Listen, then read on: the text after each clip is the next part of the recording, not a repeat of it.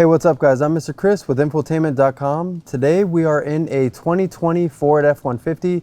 We're going to be doing an upgrade a lot of you have been asking for on the forums. We're going to be installing a stowable center console shifter and deleting our column shifter. So it's actually a lot simpler than it seems, and we're going to show you how to do that. So let's get into the install.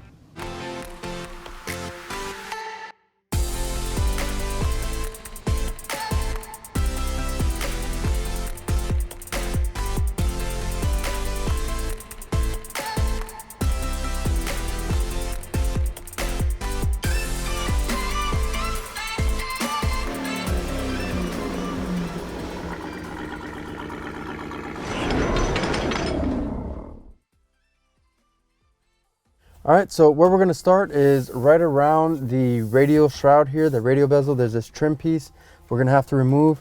And this basically, you don't really need tools for it. If you can fit your fingers in that groove right there, you can kind of just pop this off with your fingers. Working your way around it. And next, I'm gonna wanna remove this whole painted trim here. So I'll open up this upper glove box. And this is the same as this piece, it's just clipped in, and you really don't need any tools for this either. There we go.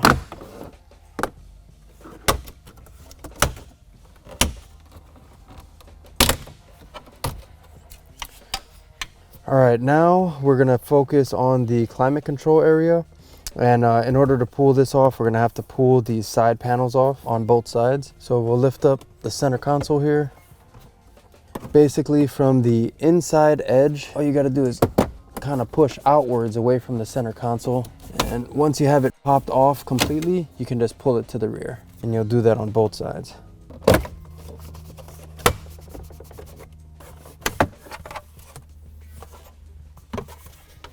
All right, now we can work on these 4 7mm screws. We'll remove those and unsnap this bezel. And once you have those removed, you can basically pull this to the back and it should unsnap for you. Once you have this pulled off, we can go ahead and unplug all of our connectors on the back, and we'll set this aside.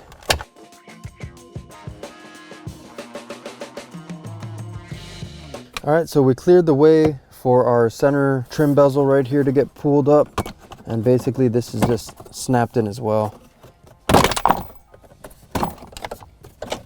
Once you pull that up, we'll set this aside. And we got this last piece right here to remove. This is actually where our shifter is gonna sit. So in order to remove this, you'll have to pull the floor out of the cubby.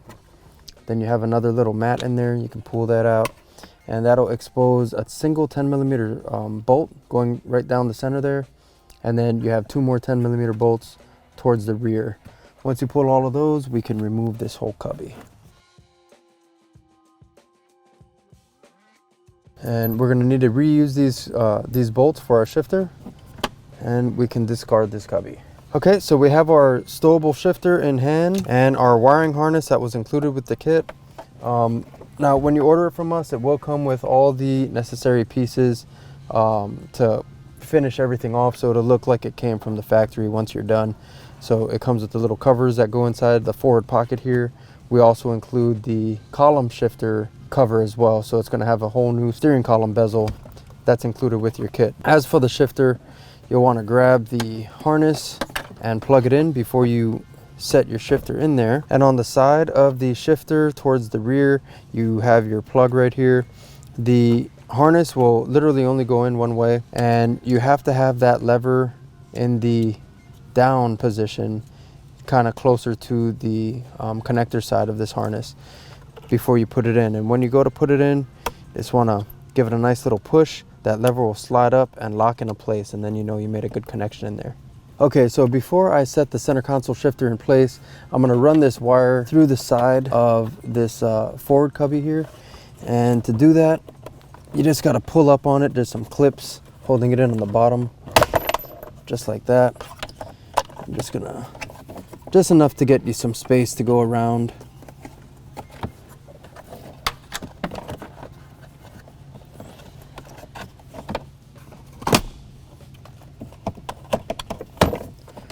can grab our shifter and drop this down.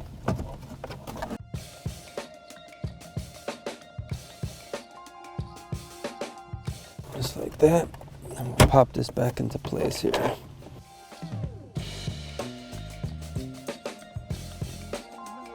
All right, once your shifter's all lined up and your wires are tucked along the side here, we can go ahead and reinstall our 3 10mm bolts that we removed.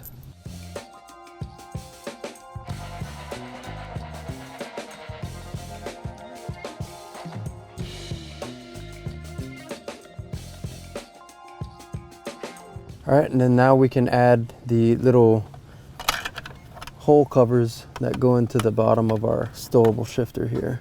It'll just snap into place and it should fit right in there. All right, before I go ahead and put all the panels back together, I'm gonna finish running that wire over to the steering column, and I'm gonna delete the column shifter and install all of that, and then I'll go ahead and put everything back together. All right, and actually from the side view here, you can actually see this groove that's cut out here for the wire to kind of fall into. And this can just be zip tied along this existing wiring harness as we work our way over to the steering column. But in order to access the steering column, we're gonna have to drop the knee bolster. So in order to do that, this thing just pops off. And once you pop this down, that'll expose 2 7mm screws that will have to pop off, and then the rest of this will just come down.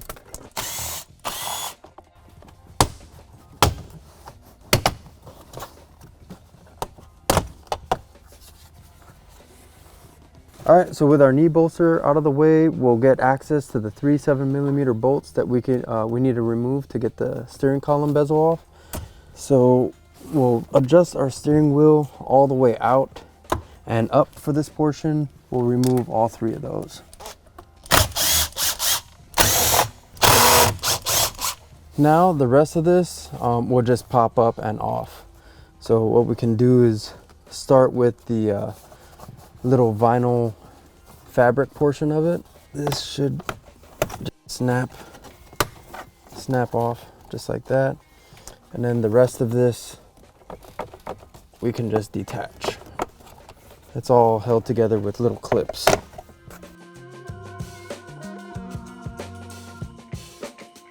And we're not going to be using these pieces because we are deleting this, so we'll be able to discard these. All right, so next we have the column shifter itself.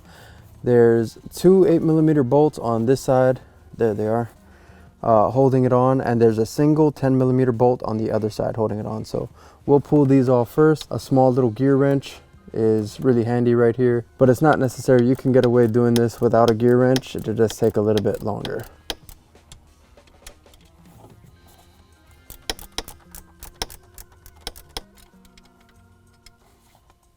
All right, so for the next step, on the left side of the column here, you have this wiring harness, this plug right here that's going into this whole column assembly. We're gonna unplug this before we remove the single 10mm bolt on here. So we'll unplug that, and this right here is actually where we're gonna run the other end of our column harness to. Now that we have that removed, we'll pull that 10mm bolt out, or nut rather, and the whole column assembly can now be pulled from the vehicle. And we don't need to use this anymore, so we can also set this aside. All right, so next I'm gonna fish my wires in this little opening right here on the left side of our center stack. I'll pull all the slack through. And just for good measure, I'm gonna throw a couple zip ties on here.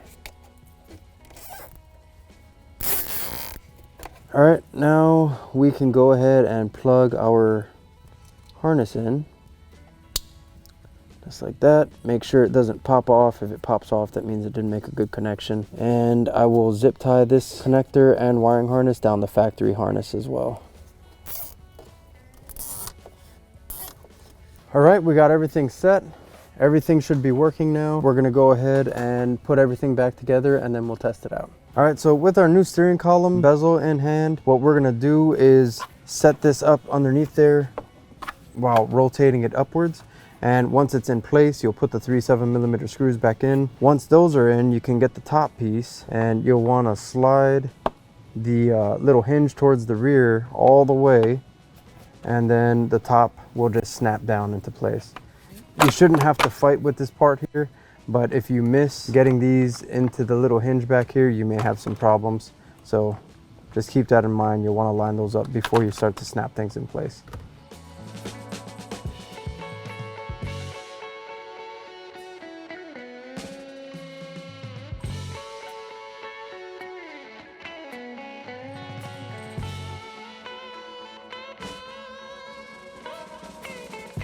Then when you're popping this top fabric portion back on, just keep in mind that 2 of the clips, they go in from the sides. You can pop the top part straight down, but when you come on the side, you're gonna wanna make sure to press it in towards the side.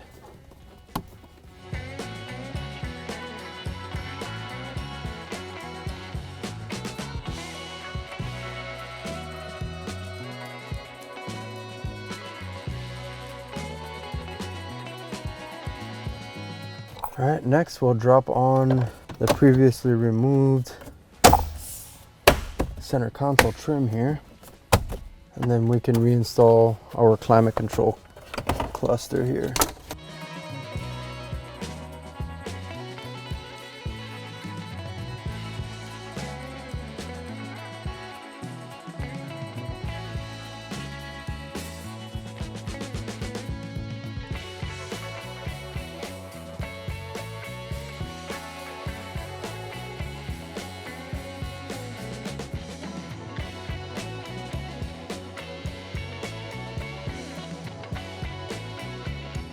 Okay, so now we'll reinstall the side panels here.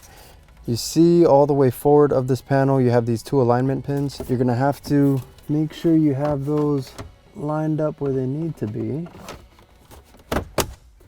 Just like that, before you can snap it in sideways.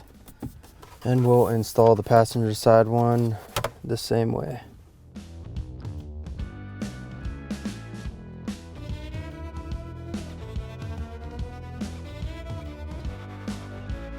All right, now that our climate control is back in place, all we have to do from here is reinstall this long trim piece. We'll start over by the key cylinder there. And when you get over to the passenger side, it gets kind of weird with these 2 panels here. You just want to make sure that nothing is kind of protruding or sticking out weird. Just have to move it around and it'll find its seating. And we can grab our radial bezel. All right, so that wraps up this install. Let's jump over to the driver's side and test it out. All right, so we got the truck on but not running, and you can see we have all of our lights on here. This right here is the stow button, so we'll go ahead and hit that. And you can see that gets up and out of your way really nicely. So this is a really nice upgrade, especially if you really don't like trucks with the column shifter option. I know a lot of people, it's kind of debatable. Some people think this takes up space. Me personally, I don't like the column shifter. I like a console shifter. So this is a really good upgrade, especially for me. If I were to get a F-150 with a column shifter, I would be doing this upgrade. All right, so from start to finish, this whole install took maybe 35-45 minutes to do. It's really not that bad. It's more intimidating just thinking that you're going to be swapping your shifter out. But because the shifters in these trucks now are all electronic, you don't have to worry about linkages or any kind of cable issues from swapping that out. You're basically just extending a wiring harness and relocating the shifter. But if you like this video and you want to see more, be sure to head back to Infotainment.com. Also, if you want to know more about the product that I installed, be sure to check the description below. Thank you for watching.